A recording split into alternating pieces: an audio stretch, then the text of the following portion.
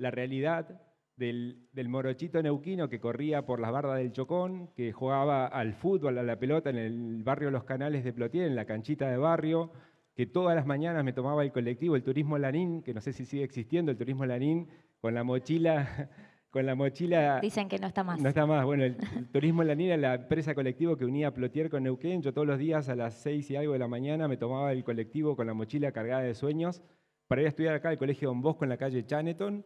Así que bueno, esas son las dos realidades que estoy viviendo hoy y como les decía, la verdad que me da mucha emoción.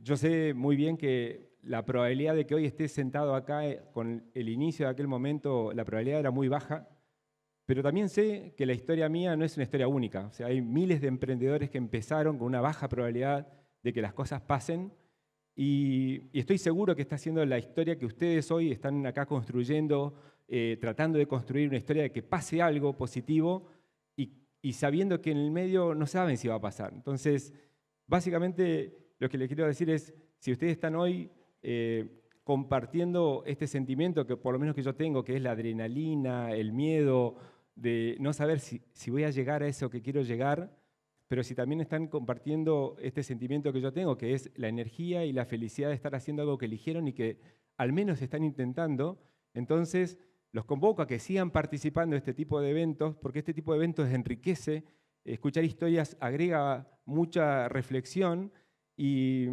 así que bueno, aprovechen de hacer todas las preguntas necesarias, estamos todos para tratar de ayudar a que esa probabilidad que es baja, se convierte en una probabilidad alta. Así que hay un QR que creo que ahora vas a proponer, pero básicamente es eso. Así que gracias por el honor y la emoción que me da estar acá. Bueno, gracias Sergio. Ya nos tiró todos los mensajes al principio, boom, todo. Acá hay un QR, como decía Sergio, que pueden escanear para dejarle sus preguntas, porque muy amablemente Sergio quiere responder preguntas de la audiencia, así que vamos a hablar un ratito, vamos a compartir algo de su historia y a partir de ahí pueden ir haciendo sus preguntas que después van a aparecer en pantalla y vamos a ir compartiendo. Sergio, me quedó algo que dijiste que es muy lindo, que venías con una mochila cargada de sueños. Esos sueños que seguramente eran tuyos, pero también de tu familia, que te vio crecer, que vio convertirte en el universitario y, bueno, obviamente en el emprendedor que hoy sos. ¿Qué aprendiste de tus padres inmigrantes? Bueno, todo, pero ciertamente siempre reflexiono en tres aspectos fundamentales que me permitió tener la suerte de nacer en la familia que nací. Básicamente, primero, la aspiración y el sueño de que siempre se puede estar mejor.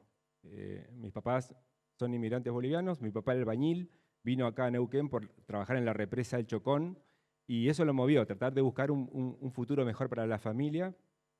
Y claramente esa aspiración de que se podía estar mejor, todos los días podíamos estar un poquito mejor, era algo muy movilizador y que a mí yo lo tengo presente. Y esto hoy lo entiendo, que muchos hablan de componer, ¿no? El efecto compuesto de que todos los días estoy un poquito mejor, en algún momento va a ser un crecimiento exponencial. Y esto yo vivía en una familia muy optimista. Yo veía que obviamente eras consciente de las carencias que teníamos, pero nunca vivíamos la carencia, o sea, vivíamos lo que sí teníamos. Y ese optimismo realista es algo que aprendí y que creo que a los emprendedores también los ayuda a poder mantenerse en un periodo donde el estrés del inicio es carencia, pero tenés las ganas de llegar. Entonces, esa dualidad a dónde se quiere llegar, que hoy puedo estar un poquito mejor que ayer, mañana puedo estar un poquito mejor que hoy, y esas pequeñas mejoras que a la vista de otro puede ser nada, eran valiosas. Lo segundo que aprendí tiene que ver con bueno, el alma de ser emprendedor, ¿no? Yo siempre digo, la mejor foto de un emprendedor es un inmigrante o un migrante, porque básicamente es una persona que sale de la zona de confort, sale del lugar donde vive, deja a los lazos familiares que da mucha seguridad, da calma, y se va a un lugar desconocido. Y el emprendedor hace lo mismo, o sea, se va a un lugar que no es la zona de confort, es un lugar donde tenés muchas carencias. Entonces, el tema de moverse a la zona de no confort, el tema de ir con pocos recursos, o sea, los migrantes y historias que tenemos en misma Argentina, es un país construido con mucha migración, y cuando uno escucha a los abuelos europeos que llegaron, de algunos, también llegaron con poca plata, y el emprendedor nace con poca plata. Y lo tercero que tiene un emprendedor y que tiene también una persona migrante, y que es parte de lo que yo hago como de la empresa que hacemos, el migrante, mi papá vino acá a Argentina, después a Buenos Aires, después a Neuquén, pero siempre mandaba plata a mi abuela, a mis tíos que estaban en Bolivia. O sea, el objetivo no era solamente mejorar mi condición personal y familiar, era expandir la mejora a otras personas. Y más allá de mi círculo cercano, era más allá, siempre estar ayudando. Y el emprendedor, de alguna manera, ustedes escucharon acá muchas historias de emprendedores que resuelven un problema, y ese problema no es individual. Puede empezar siendo individual, pero tiene un efecto expansivo. Entonces, el buscar el bien para muchas personas, también lo aprendí en una familia migrante. Entonces, y lo último que aprendí es la convicción de que hay que formarse, hay que prepararse para las cosas. O sea, los resultados son consecuencia de la preparación. Hay mucha incertidumbre, hay muchas cosas que pueden cambiar de un día para el otro, reglas macroeconómicas que no manejamos, pero yo no puedo delegar en el futuro lo que sí puedo controlar. Y eso tiene que ver con la preparación. Entonces, nací en la fortuna de una familia que, a pesar de sus restricciones económicas, educarnos era la prioridad, y eso fue parte también, obviamente, de la herramienta que aproveché para agarrar la inercia y después hacer lo que hago, ¿no?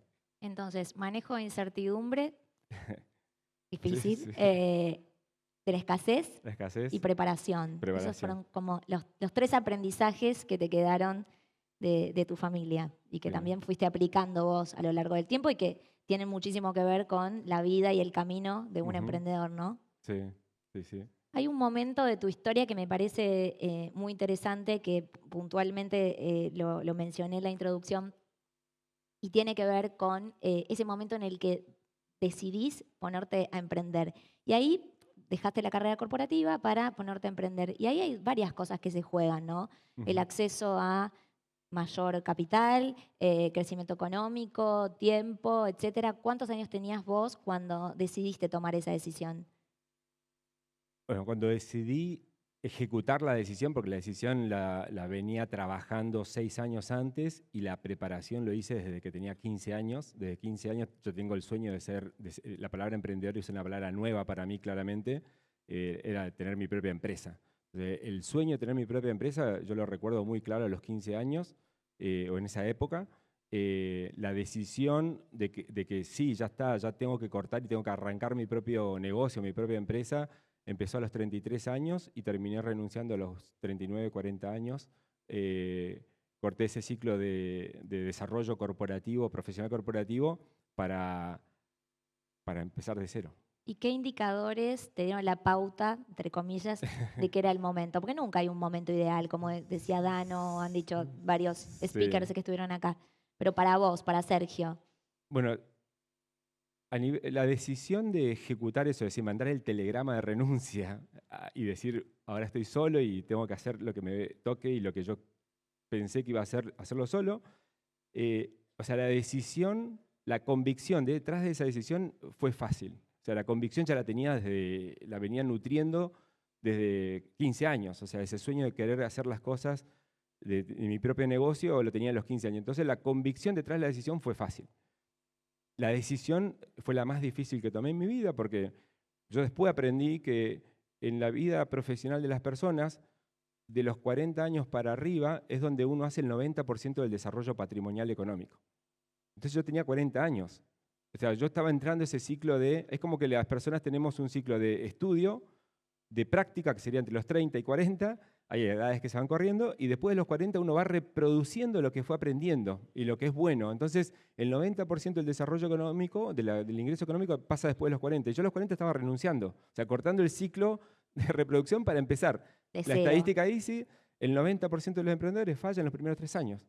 O sea, es la estadística. Yo no tenía nada para ser excepcional en la estadística, y por lo tanto lo que fui haciendo fue prepararme. Hablé mucho con emprendedores, iba a hablar con emprendedores sobre cómo era la vida de ser emprendedor, qué es lo más difícil.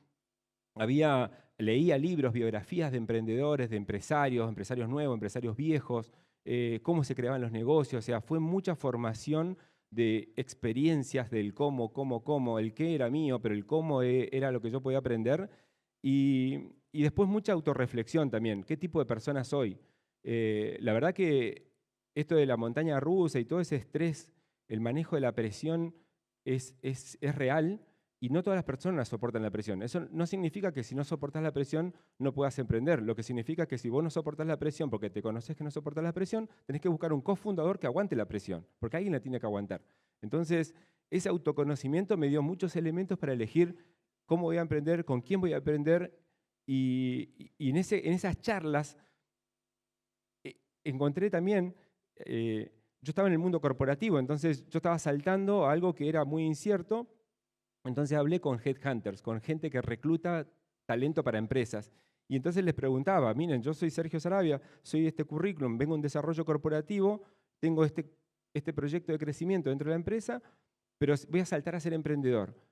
Y la probabilidad dice que dentro de 3 años yo te voy a tocar la puerta y voy a decir, por favor, consígueme trabajo. Porque dentro de 3 años, el 90% de la probabilidad es que yo haya fallado. Entonces, ¿qué tengo que hacer? O sea, ¿qué tengo que hacer en esos 3 años para que dentro de 3 años, cuando te vaya a pedir que me consigas trabajo, no te dé vergüenza ayudarme a conseguir trabajo? Y esa es la pregunta que yo le hacía a los reclutadores de empresas. Y entre esas conversaciones saqué cosas muy ricas que realmente yo creo que son reproducibles porque no eran mías, son de ellos. Entonces, lo que me enseñaron es que en el desarrollo profesional de las personas hay 3 variables que son, hay múltiples variables, pero hay 3 que son muy fuertes. Es en qué rol te desarrollaste, en qué industria te desarrollaste y en qué región te desarrollaste. Entonces, yo era CFO de la parte de finanzas en la industria de pagos internacionales en Latinoamérica. Entonces, la conclusión era que si yo quería ser emprendedor, cambiaba el rol, en Europa, en la industria de alimentos, y después me iba mal, o sea, en realidad yo tomé una mala decisión al principio, ¿no? Entonces le daba vergüenza poder, o sea, yo no estaba sabiendo tomar decisiones. Entonces, eso me ayudó también a decir que no voy a cambiar. O sea, también siempre menciono que no es solamente saber dónde quiero ir, sino por dónde no voy a ir. El no es algo que la gente lo pasa por arriba, lo pasa livianamente, y lo contrafáctico es súper importante para maximizar las probabilidades de que las cosas que sí querés hacer te vayan bien. Así que bueno, básicamente fue todo ese proceso decantado hasta que un día dije, bueno, voy a renunciar, y cuando iba a renunciar ya venía con cada año y medio queriendo renunciar. Cada vez que quería renunciar me daban más países, más dinero, más responsabilidad, más título, empezaba a crear esa identidad corporativa donde yo soy el CFO de más países, el CFO de más regiones, y era débil. Te tentabas en algún punto. Entonces, cuando quiero renunciar me dicen, no, bueno, ¿por qué quieres renunciar? Le conté la historia, que yo quería, en realidad no le dije que quería emprender, les dije, miren, yo siendo CFO, director financiero, yo manejo todo, yo veo todos los datos de la compañía, sé todo lo que pasa, pero yo le tengo que pasar todos estos datos al CEO que maneja el avión. Yo me siento que estoy en la torre de control, yo no quiero estar en la torre de control, yo quiero estar manejando el avión. Y me dijeron, ¿qué es eso? Bueno, quiero ser CEO. Bueno, a la semana me trae yo ya tenía la aceptación de MIT para irme a estudiar. Y a la semana me cae una propuesta para ser CEO de 4 países, Chile, Bolivia, Ecuador y Perú. Y me aumentaban obviamente el paquete salarial y me dijeron, si te quedas 4 años con nosotros, el 4.º año te pagamos la maestría en MIT nosotros. O sea, todo lo que yo iba a pagar de mi bolsillo, o sea, es una cosa totalmente. No había modelo financiero que me dé positivo. O sea, el valor presente neto, la decisión de no tomarla era recontra negativo. O sea, no había forma de que me salga Pero bien. había algo que dijiste hoy, me lo dijiste en una charla, el gut feeling, ¿no? Eso Sí. que tenías adentro, las ganas de emprender, Sí. que eran más fuertes que cualquier incentivo económico o sí salarial. Exactamente. Entonces lo que terminó determinando la decisión fue el no querer lamentarme. O sea, sabía que si yo pasaba esos 4 años como CEO de 4 países y me iba a hacer, nunca más iba a volver a ser emprendedor o a tener la posibilidad de ser emprendedor. Es lo que yo pensé. Entonces dije, no puedo pasar mi vida lamentándome de no haber intentado ser emprendedor, que es lo que yo quería. O sea, era conmigo mismo el deseo que había construido desde chico. Entonces, la convicción de decir, no quiero lamentarme en mi vida, no haber intentado, fue lo que mandé el telegrama. Y ahí empezó Remity. Y ahí empezó Y Remity. yendo en concreto a Remity, porque tenemos poquito tiempo y hay muchas preguntas que las estoy viendo ahí abajo, pero me parece muy interesante que puntualices sobre esto. Hay un momento en la vida del emprendedor, no en todas, porque no siempre sucede, en la que el emprendedor tiene que hacer un pivot, es decir, un cambio de marcha. o de dirección de cómo venía siendo ese camino. Claro. En tu camino emprendedor sucedió ese pivot. Empezaste con un modelo de negocio que era directo a un B2C, directamente le vendías servicios al cliente final Claro. y lo terminaste cambiando por un B2B. ¿En qué momento sucede esto? No contextualmente, sino en por qué sucede esto y qué indicadores te dieron la pauta de que este modelo ya no funcionaba y que tenías que dar un volantazo. Sí. Me encantaría decir que fue un sofisticado proceso de discusión y planeamiento estratégico. Me encantaría decir eso, pero la realidad fue un golpe, como pasa. Control de capital en Argentina. Y como decía Mike Tyson, el boxeador, todo boxeador tiene un plan hasta que recibe el primer golpe, ¿no? Entonces, bueno, nosotros recibimos el primer golpe y eso nos hizo reflexionar. Entonces, no fue el primer paso, no fue un planeamiento estratégico sofisticado de que va por acá y no va por allá, fue que veníamos creciendo muy bien con el negocio minorista y en un momento viene el control de capital del 2019, de agosto y septiembre de 2019, nosotros hacemos pagos internacionales, o sea, tenemos que mover dinero entre países. Si hay control, en ese momento estábamos solamente en Argentina. Si no podemos mover dinero entre países, el negocio cierra. Y básicamente nos pasó eso. Teníamos de agosto a septiembre, pasó el negocio a cero. Y por lo tanto, estábamos para hacer una ronda de financiamiento, no la pudimos cerrar, nos quedaban $60.000, 12 personas, un socio, un cofundador que se había unido después, más tarde, recién acababa de renunciar como Chief Customer Officer de Sodimac en toda Latinoamérica para venirse acá. Y a los 2 meses, yo le fui a pedir la mano a la mujer de que lo deje ser emprendedor y a los 2 meses de estar conmigo, aparece que nos quedamos sin sueldo. Y entonces tuvimos que reflexionar sobre qué queríamos hacer, cerrar la empresa era una alternativa, $60.000, o tratar de replicar algo en un mercado diferente y empezar a pensar, bueno, ¿qué va a pasar si nos va bien? Y si nos va bien, la verdad que íbamos a tener que empezar a levantar más capital y era más duro porque ya veníamos con varios golpes. Entonces, pensando más en el propósito, y acá tiene que ver con algo importante, el propósito de Remití, el propósito de las compañías, tiene que ser no una frase linda, tiene que ser una frase que te ayude a tomar decisiones. El propósito de Remití es hacerle más fácil la vida a las personas migrantes. Entonces, discutiendo alrededor del propósito, nosotros estábamos diciéndole a un inmigrante, a mi papá, albañil, con sexto grado terminado, le estábamos pidiendo a esa persona que se baje una aplicación, que confíe en nosotros, que pase el proceso de onboarding, que le cargue el saldo y mande plata a Bolivia. No era lo más fácil. O sea, realmente lo más fácil, entendiendo bien el contexto social del típico cliente nuestro, era que si el cliente ya confía en el banco que le da, donde recibe el sueldo, lo mejor era que ese servicio esté embebido en el banco donde ya confía. Entonces, llegamos a ese entendimiento porque nos dimos el golpe.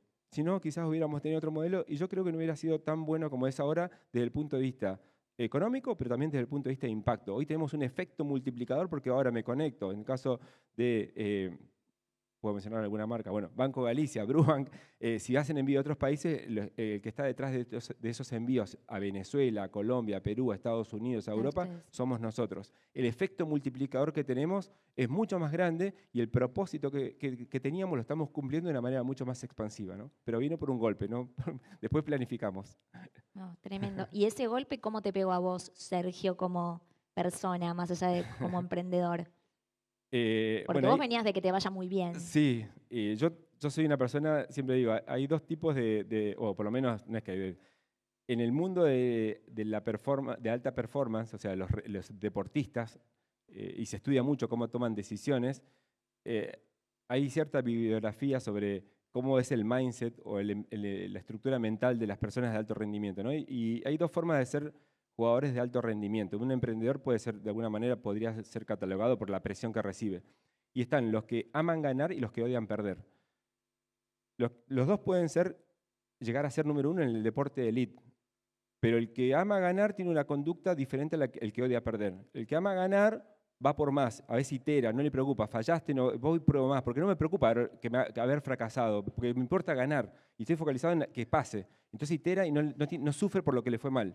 El que odia perder, como en el caso mío, odio perder, es cada fracaso es un dolor, porque yo me preparé para que no me vaya mal y me fue mal. Entonces, ahí viene la vanidad. O sea, la vanidad de decir, bueno, yo no tengo que ser esa persona que le entrego el servicio al cliente final. Tengo que ser el enabler, o sea, el habilitador para que otro lo haga. Y esa deconstrucción de la vanidad, yo lo veo que hay muchos emprendedores que a veces no toman buenas decisiones porque está primero lo que ellos quieren lograr, que no está mal, pero a veces pasarse mucho sí está mal. Entonces, lo que más me costó a mí fue entender, no tengo que ser yo la persona, tiene que ser otro. Y yo tengo que ser el facilitador de eso. Y hay un poco de vanidad ahí que obviamente duele, porque yo no quería fallar y fallé. Fallé, o sea, sí, fallé. Perdí. Pero tenía el plan B. Así que bueno, sí, fue un dolor muy emocional, personal. No quiero fallar, no me gusta, y no ser yo el que le entregue el servicio a mi papá. Porque cada persona que yo veo a mi papá. Entonces, yo quería ser esa persona, Tal cual, el claro. Robin Hood, pero no me tocó ser. De alguna forma sí, lo sos, pero a través de otro habilitador. Sí. Entonces, y por eso Remity es lo que es hoy en día. Así que bueno, gracias por compartirlo. Tenemos re poquito tiempo porque bueno, está muy bueno escucharte y yo me dejé llevar. Perdón. Tenemos algunas preguntas acá, a ver, hay muchas, por lo tanto tenemos que elegir, Sergio. A ver, elegí vos, ¿cuáles querés responder de las que están acá? No, la que quieras abrir, pero Bueno, no sé cómo a ver, se hay una, saliendo de tu zona de confort, ¿en qué? A mí me gustan esas. ¿En qué emprenderías? Saliendo de mi zona de confort, ¿en qué emprendería? Claro, pensate fuera de finanzas, del mundo financiero. En el sector público. Me metería en la función pública. Ah, te estás comprando Sí, un desafío tremendo. sí, Ok. sí. Creo que hay mucho por ¿Te hacer gustan los desafíos, Sergio? y hay mucho, creo que hay mecánicas que se pueden trabajar y hay mucho impacto que se puede hacer desde la función pública y la verdad es que me atrae mucho, creo que iría a eso. Y es súper desconocido, no leo nada de política porque creo que me atraería, pero nada. Así que hay algo en la función pública. Bien. Em, a ver, ¿qué consejo le darías a un inmigrante? ¿Que sería emprendedor? Vamos a un inmigrante que está emprendiendo. Un inmigrante está emprendiendo. Yo creo que una cosa que yo aprendí cuando estaba emprendiendo, y más en el tema de remesas de dinero que usan las personas migrantes, es que había muchas cosas que muchas cosas que no sabía que sabía. Y le puedo asegurar que, como dije recién, una persona migrante que tomó esa decisión de irse a un lugar lejano, desconectarse de los seres queridos, ir con pocos recursos, buscar oportunidades en un lugar que desconoce, porque es más fácil tener conexiones. Si yo soy de Neuquén, vivo en Neuquén, tengo conexiones en Neuquén, pero para que te vaya bien tenés que crear esos vínculos. Entonces, yo lo que le diría es que reflexione mucho de lo que él tiene y que estoy seguro que no sabe lo que sabe. Hay muchas cosas que yo no sabía que sabía por el contexto en el que me tocó nacer y que después me di cuenta que sabía cosas muy importantes que no sabía. Me encantó. Ay, leí una que me había gustado. ¿Seguís una rutina diaria? Y no me gusta perder, soy metódico, entonces sí, tengo mucha rutina. Primera rutina que también es algo que ahora se está hablando más, pero la primera rutina es la parte de la salud. Yo soy muy partidario, así como soy muy partidario de orientarse a las mecánicas, o sea, en el mundo corporativo se dice proceso, pero suena burocracia, pero la verdad que los resultados no son muy espontáneos. O sea, hay palancas para que si uno sabe acomodar bien esas palancas, esa mecánica, el resultado es mucho más controlable. Pero también soy muy partidario de los microfundamentos de las grandes macros. O sea, un negocio, una empresa ya funcionando puede ser como una macroeconomía de un negocio, pero hay una parte micro. Y esa parte micro tiene dos fundamentos iniciales. Primero, el fit entre la solución y el producto. Pero antes de la solución del producto está el emprendedor, esa persona que vio que hay un problema y que quiere resolver. Y esa persona es la que duerme poco, se absorbe la presión, va a buscar plata, va a buscar clientes, va a buscar a resolver los problemas. Y hay mucho estrés. Y si no te cuidás, vas a rendir menos. Entonces, la primera rutina que tengo es la salud. Y lo empecé a cambiar antes de renunciar. 4 años antes de renunciar empecé a hacer ejercicio todos los días, a cambiar la forma de comer, las horas de sueño, tratar de administrarlas mejor. Duermo poco, pero trato de administrarla bien. Esas son rutinas fundamentales, porque si uno no tiene bien organizada esa parte de salud,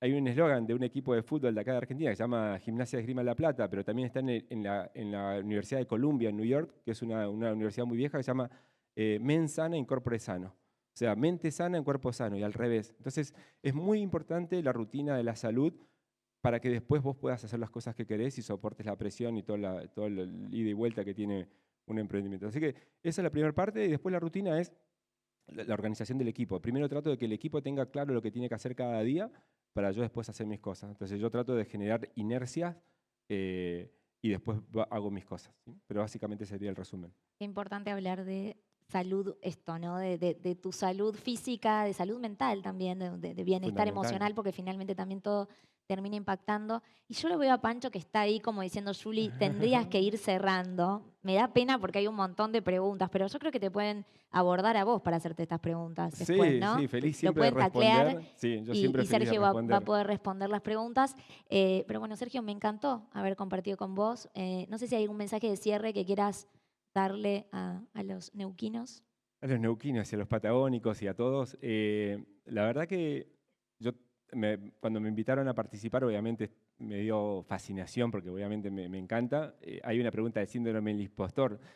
Yo decía, bueno, pero me encanta porque soy neuquino, pero yo no tengo nada para contar. Lo que yo hice lo puede hacer cualquiera. Y es la verdad, o sea, lo que yo hice lo puede hacer cualquiera. Hay que prepararse, es fundamental. Pero hay una cosa que a mí me pasaba un poco cuando estaba acá en Neuquén, que sí me gustaría dejar como mensaje. O sea, yo, en mi historia, como vos contaste, yo nací en una familia migrante, mi papá estaba en el Chocón, vivía en el Chocón, y una vez por mes o 2 veces por mes se venía del Chocón a Neuquén Capital a hacer envíos de dinero a mi abuela que estaba en Bolivia. Una vez por mes, 88 kilómetros, un problema familiar. Y la verdad que el mensaje que me gustaría transmitir es: no subestimen los problemas que les toca vivir día a día simplemente porque les resulta familiar. A veces creemos que para hacer una gran compañía hay que buscar una gran idea e irse a un lugar lejano, ¿sí? O buscarla en un lugar lejano. Y la verdad que muchas veces los problemas que valen la pena resolver estuvieron adelante nuestro durante muchos años, en nuestra infancia, en nuestra familia, en el trabajo, en la ciudad, algo que nos molestó durante mucho tiempo. Entonces, no hay que obviar esa parte del día a día. Es una fuente rica de oportunidades por resolver, ¿no? Mi problema, mi emprendimiento empezó acá. Empezó en la Patagonia Argentina, empezó con algo muy básico del día a día, con un papá migrante o mis papás migrantes, mi abuela que estaba en Bolivia y 88 kilómetros que tenía que recorrer para mandar envíos de dinero, para enviar ayuda familiar. O sea, algo muy un problema muy del día a día que pasa a ser ahora mi emprendimiento. Entonces, básicamente lo que quiero transmitir es, no hay que buscar ideas en lugares lejanos y grandes ideas. Muchas veces la idea o la fuente de inspiración es el día a día. Y lo segundo es que no hay excusa de que Neuquén está lejos de donde pasan las cosas. O sea, realmente ese es un argumento que hoy mismo la tecnología hacen que esté mucho más cercano. Y la verdad que Neuquén no está lejos del mundo. Neuquén puede ser el lugar donde realmente puedan empezar cosas que cambien el mundo. Así que básicamente ese es el mensaje. Espectacular. Gracias. Qué bueno. Gracias. Sergio, un placer, como siempre, compartir con vos. Qué bien, qué bueno escucharte. Gracias. Gracias. Gracias. Llegamos bien.